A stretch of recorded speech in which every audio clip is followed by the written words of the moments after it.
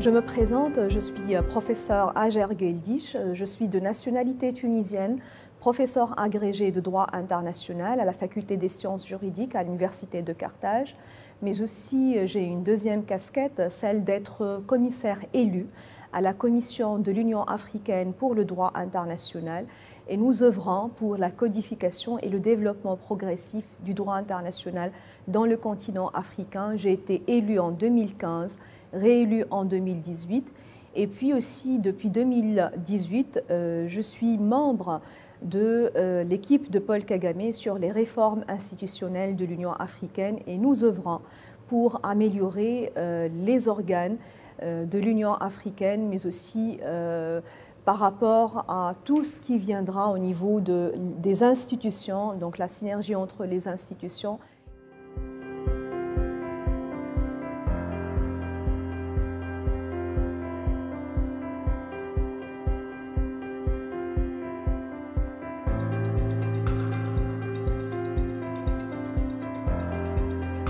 Par rapport à ce projet de réforme, qu'on vient de dire que c'est un projet en cours qui a commencé en 2017. On a commencé avec l'aspect institutionnel, structurel, financier, et que par rapport aux organes juridictionnels, ça sera à partir de 2022. Mais avant cela, soyons d'accord que les organes juridictionnels sont un axe stratégique de l'état de droit et l'affermissement, la consolidation des droits humains, surtout lorsqu'il s'agit de crimes de masse. Et par rapport à la question de la réforme des organes juridictionnels pour planter le décor, actuellement, il n'existe que la Cour africaine des droits de l'homme et des peuples. On a institué dans l'acte constitutif de l'Union africaine une cour de justice, mais qui n'a jamais vu de jour.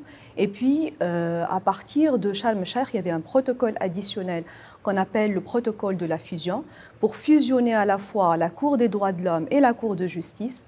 Il y a un deuxième protocole qui vient en 2008, ça sera donc le protocole de 2014, excusez-moi, qui va lui-même donner une section pénale à cette future cour fusionnée. Donc dans le futur, il y aura une cour africaine de justice et des droits de l'homme avec 3 sections, une section générale, une section droits de l'homme et une section pénale. Et donc par rapport à toutes ces synergies positives, je dirais que je suis réaliste. Donc je garde l'optimisme pour voir que cette future cour aura pour compétence, entre autres, de voir les crimes de masse, entre autres chefs d'inculpation, et c'est très très positif.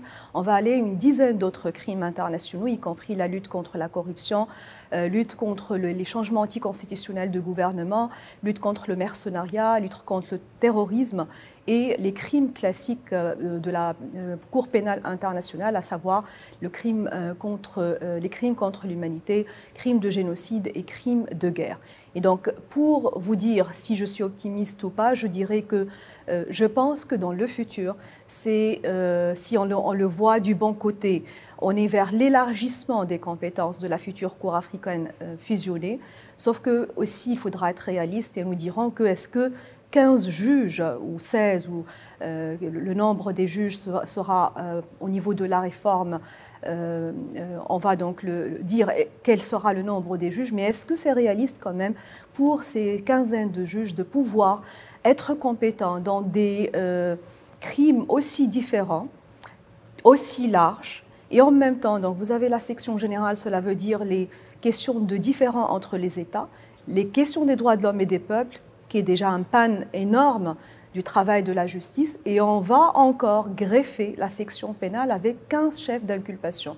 Donc pour vous dire, en fin de compte, que je suis optimiste par rapport à cet élargissement, mais en même temps réaliste pour dire que la future Cour manquera de moyens, à la fois financiers et personnels, pour faire face à toute cette fusion et tout cet élargissement des compétences. Soyons réalistes et peut-être les années qui viennent seraient là pour rectifier le tir et voir comment améliorer disons, le fonctionnement, l'organisation et le rôle de cette future Cour.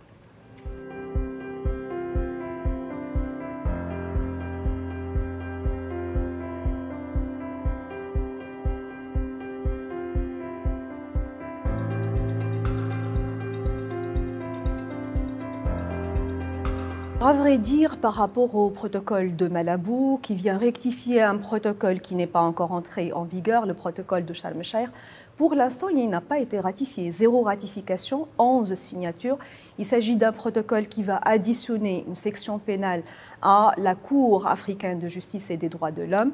Et par rapport aux obstacles que connaîtra justement cette future Cour, il y a l'ensemble des problèmes financiers, donc il y a peu de moyens, très peu de moyens pour faire face à différents chefs d'inculpation, différentes sections et différentes compétences juridictionnelles par rapport à cette Cour. Il y a aussi un problème de harmonie entre les textes. On est en train de mettre des textes nouveaux alors que les anciens textes ne sont même pas entrés en vigueur. Je dirais qu'on parle de fantôme juridique actuellement. Ça n'existe pas, mais c'est une ascension pour justement améliorer les questions de lutte contre l'impunité pour les crimes internationaux, pour les violations massives des droits humains au continent africain. Alors, si je peux vous dire le problème, le défi, le plus grand danger de ce protocole de Malabo, c'est l'article 46A bis, que je considère comme dangereux. Pourquoi ? Parce que, à mon point de vue, je considère qu'il s'agit d'un permis de tuer, tout simplement, qui est donné aux chefs d'État et de gouvernement africains en cas de crime de masse. Il a été écrit noir sur blanc que les chefs d'État et de gouvernement et autres responsables du continent africain ont l'immunité, y compris en cas de crime de masse. Et je considère que l'écriture de cet article a été faite dans un contexte bien précis. C'est le contexte, vous vous souvenez, que plusieurs États africains, à leur tête le Kenya, le Soudan, à l'époque il y avait un mandat d'arrêt contre Omar el-Béchir, donc se sont mis à l'encontre de la Cour pénale internationale et peut-être ils ont voulu verrouiller le système de la justice pénale internationale avec cet article. Et donc je pense que le contexte maintenant n'est plus le même. Il y a eu quand même un souffle de révolution depuis 2011. Les choses ont changé, d'autant plus qu'il s'agit d'un article qui s'oppose carrément à l'article de la Cour pénale, le statut de la Cour pénale internationale où il y a la non-pertinence de la qualité de chef d'État. Et donc on a carrément dans le cadre de la lutte contre l'impunité levé toute immunité aux chefs d'État, y compris les chefs d'État en exercice. Et puis aussi, et peut-être plusieurs personnes ne savent pas qu'au niveau du continent africain, on a un acte constitutif où il y a un article 4O où il y a condamnation et rejet de l'impunité. Donc moi je pense qu'il y a une contradiction entre les textes. Au niveau interne, il y a une mauvaise compréhension, il y a une contextualisation politique qui avait justifié la prise de cet article. Et je pense, entre autres, pour être réaliste par rapport à votre question, qu'il faudra absolument revoir le protocole de Malabo et qu'il faudra plus ou moins rectifier justement la compréhension d'une justice pénale régionale, d'une justice qui sera axée pour lutter contre l'impunité, contre l'immunité. Et donc, je pense aussi que c'est le rôle de chacun, que ce soit les États africains, qui seraient là pour mettre en œuvre au niveau national la compétence nationale des juridictions en cas de crime de masse. Vous savez mieux que moi que toute justice pénale, qu'elle soit universelle ou régionale, a un rôle subsidiaire. Donc elle n'entrera en jeu que si l'État en question ne veut pas ou ne peut pas. Donc je pense que ça, c'est la responsabilité des États de mettre en œuvre leurs compétences nationales.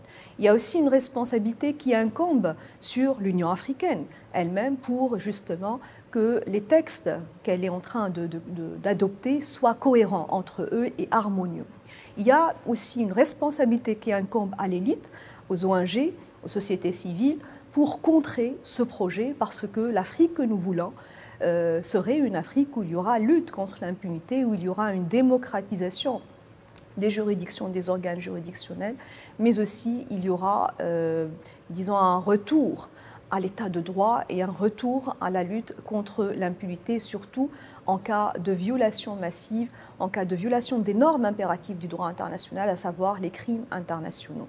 La réforme des organes qui se déclenchera à partir de l'année prochaine, 2022, a justement pour ambition de faire en sorte que cette justice aille dans un sens de fin d'instrumentalisation, fin de politisation, une meilleure appréhension, une meilleure compréhension des textes relatifs à la philosophie, si vous voulez, de la justice pénale universelle qui est, elle est bâtie justement sur la lutte contre l'impunité.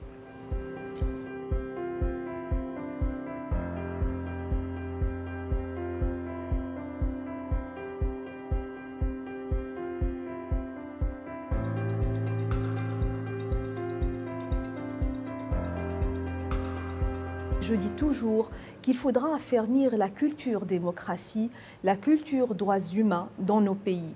Il ne faut pas oublier que l'Afrique est réticente par rapport à ces questions autour des droits humains.